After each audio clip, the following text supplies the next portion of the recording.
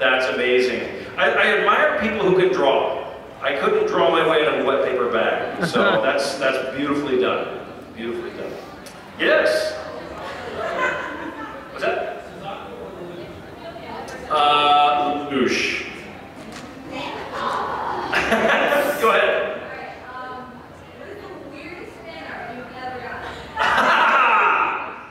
Well, the weirdest fan art that I've ever gotten, probably a demonic Grimjow. It was a little scary. I'll tell you a weird fan story though. Is I was signing autographs, and I see this kid, and he's coming, and he's in my line, and he's coming up, and he's just looking like he's just murdered someone. You know, just mopey. And he comes up, and I'm like, hey, how are you? And he's like, good. And he puts down a bowl of spaghetti. And says, David, Mr. Vincent, I'm so sorry. I was dared to ask you to sign my spaghetti. Oh, God. So I had to sign his spaghetti. It wasn't fan art, but I made it into art. So, yes. Fun stuff. Yes. Good.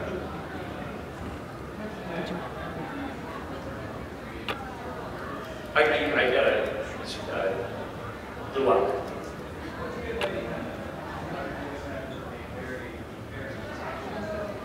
The best way to help your voice is rest. That's why after that lesson that I learned with the elf thing, after that, now if I have a throat ripper, I schedule it on a Thursday or a Friday when I know that I'll have the weekend to recover. So that's really the best thing that you can do, is just rest. Fluids, stay hydrated. Tea, honey tea is good. Throat coat, tea is really good. So, and also what I use, and I'm not going to endorse it, but I use what is called Sunbreeze oil. And it's just a little teeny tiny bottle, and it's just eucalyptus oil. And you just take a little dab of it, put it on the back of your tongue, and that really helps you bring your voice back. There's some other tea that my colleagues use and swear by it, and I can never remember what it's called because it's Chinese or something, and I don't know how to pronounce it, so I've never found it. Apparently it works real well too. Good question. Anybody else? Yes. Sorry. How do I think he would be if he asked somebody out?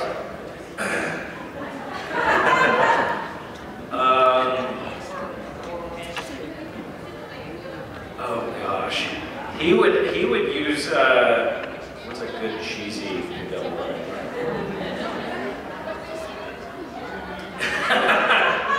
Roses are red, violets are blue.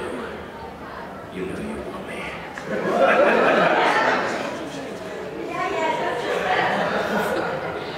There's some cheesy line like, are you sore from that fall from heaven? Or something, you know? Something, he would definitely use a really cheesy pickup line to do it very well. What was that? Are you from Tennessee? Because you're the only 10 I see. Soul Reaper. Anybody else? Yes!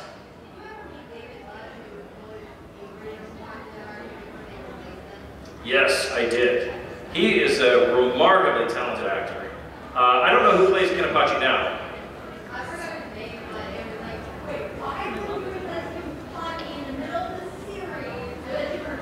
Well, what can happen is David Lodge, there may have been contractual obligations that he couldn't do it. A lot of times we get different jobs, and it's it just happens, you know. I'm sure, because David's a really, really talented guy, so I'm sure that it had to do with just scheduling issues. He may have gone on tour or something like that, and they have deadlines that they have to meet, so they unfortunately had to recast. He's a great actor. But are you friends with some of the contemporary voice actors in the industry as well? I mean, I'm sure you see a lot of them at the cons that you attend, and you work in the studio, some of the projects, the lab, or anything like that. You mentioned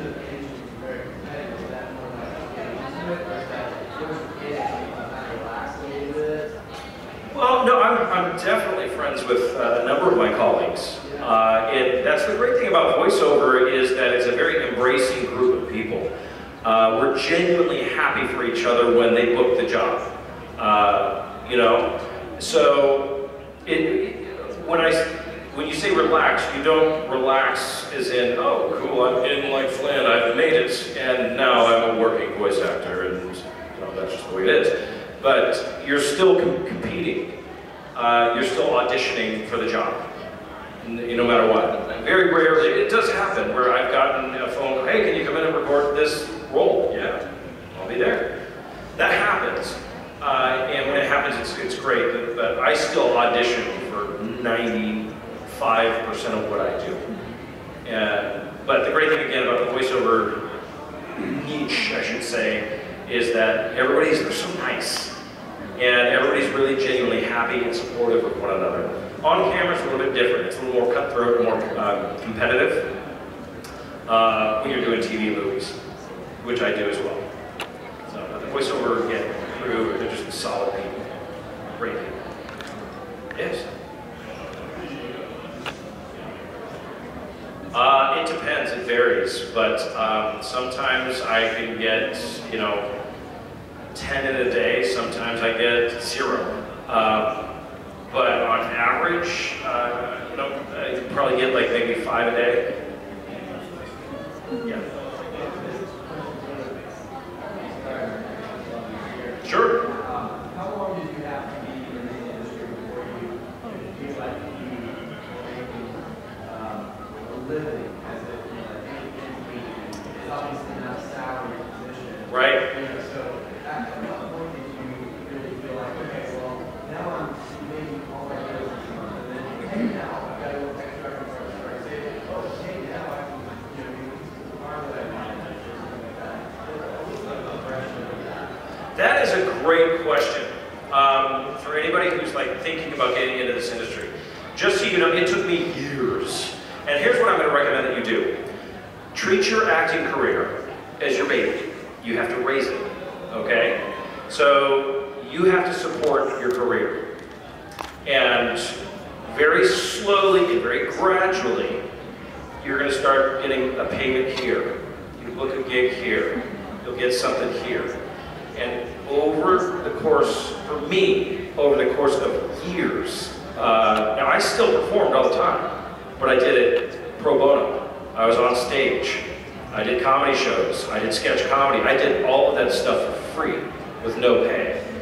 But that led to the paying gigs. So for me, it just very gradually, then all of a sudden, okay, yeah, I'm making my bills. Great, now I have a little extra. Now, okay, all right, I guess I'm actually supporting myself finally. That took me years. It took probably, I've been doing this for 17 years. So, and I'd say probably 10 of those years I was still working other jobs. I produce, and I also, at one point in time was running my own business. But it is, there's always exceptions to the rule. There's exceptions to the rule where, like, you guys ever watch Smallville? Okay, so one of my best friends is played Lex Luthor, Michael Rosenbaum. Michael worked his tail off before he was able to support himself as an actor. He did a lot in voiceovers. Tom Welling played Clark Kent. Okay, thank you. Tom Welling played Clark Kent, and it was literally, I think, his second audition. Oh, wow. And he booked a hit TV show.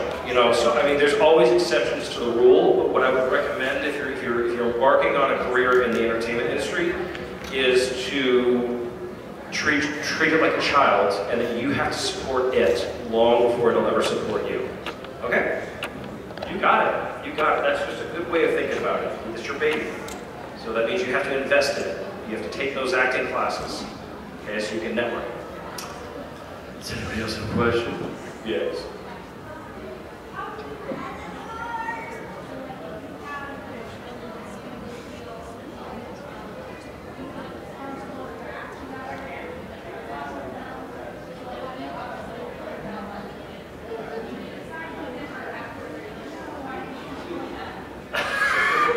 Are you talking about Are you talking about Loopy?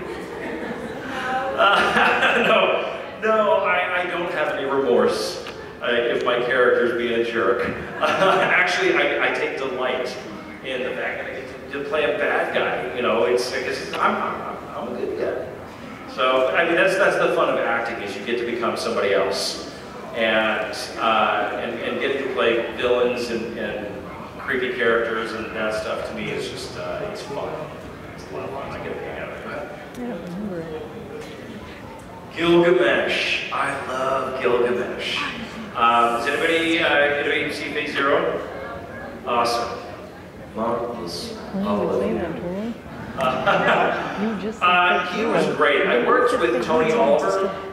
He directed this series. He also directed Fate Stay Night, Unlimited Blade Works. And I played Assassin, actually, in the first Fate Stay Night. But Gilgamesh was amazing to me because he's such a cool character. Again, he's a different kind of evil than Grimjow. You know, he's the puppet master. He's the king of heroes, and everybody else is just beneath him. And so for me, that was a lot of fun. Plus, just his vocal placement of the mongrels. Oh, you know, that type of stuff for me was great because I wasn't screaming. So he's a cool character, and it's one of the most beautifully animated series that I've ever worked on. If you haven't seen it, I would recommend it. Very, very good. Yes. Who's next? Yes.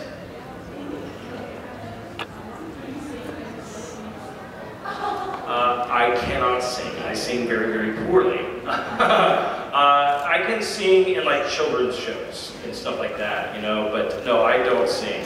A lot of voice actors do. Do you guys know who Mary Elizabeth is? McGlynn? She's a singer and a tremendous singer.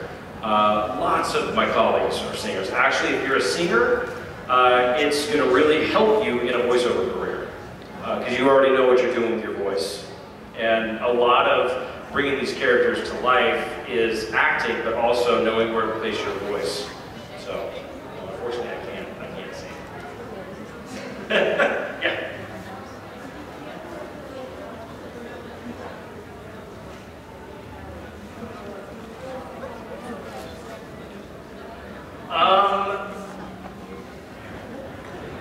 I'm not anybody that like I've geeked out or fanned out on, but I'll say here's what's so funny is because you work with these people and you have no idea.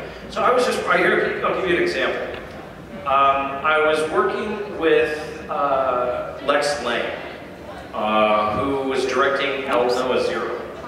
And we're hitting off, having a great time, and we're recording the series, and we're going, he and I were appearing at a convention together in 2 weeks. And so I go home, and I just Google him, you know, just for the heck of it, to see what he's done. Lo and behold, I had been hearing his voice every single morning, because he does the doorman in Huntley in Curious George, which my daughter is obsessed with. You know, so that's fun, you know, when you find out, you're like, oh my gosh, I'm working with that guy, you know? So yeah, I mean, that's fun. I'm going to be doing an appearance with Jim Cummings, who I'm very excited to meet, because I haven't met him yet. So I'm looking forward to meeting him, because he does the voice of Winnie the Pooh and Tigger, and which my daughter is obsessed with. So I hear him every morning, hello, Pooh boy, you know? And so I'm looking forward to meeting him and having him sign something for my daughter, which I did to Lex. I was like, sorry, dude. Actually, I had him do a recording for me. Thank you. Thank you. I had him do a recording for me specifically to my daughter, a shout out. It's the doorman's voice. It was awesome.